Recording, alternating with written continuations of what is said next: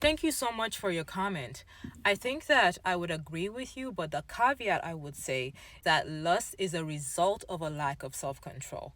So I'm going to split this in two different ways. Self control is actually one of the fruit of the Spirit. So if we're looking biblical, part of our interaction with the Holy Spirit, or our, one would say, like the fact that we are moving in spirit, that the fruit is self control. So if we don't have self control, then, or less of self control, then we are not interacting with the Holy Spirit as much as we should. So that would be in a spiritual terms, in my opinion.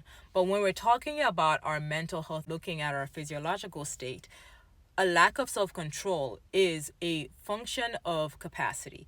Actually, a lack of self control is a result of a lack of capacity. When we're not able to hold, store, or process big emotions. So when we have issues that come up in our physical nature, our financial nature, or emotional nature, mental stressors, all these things, we find that we have a lack of capacity to store those, then we have a lack of self control. Therefore, we have lust in power, jealousy, envy, sex, all these things. When we build our capacity, we actually increase our self control. The only way to build our capacity is doing hard things slowly.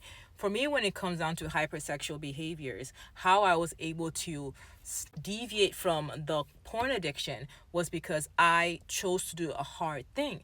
I weaned off porn addiction slowly. Initially, it was cold turkey, and that does not work. Doing anything cold turkey does not work. You have to train your brain to be able to handle it slowly. So I slowly stopped watching porn. The first time I was like, I'm not gonna watch, because when I say hours, I was watching porn for hours. It was like when I first started, I'm telling you, I was like twitching.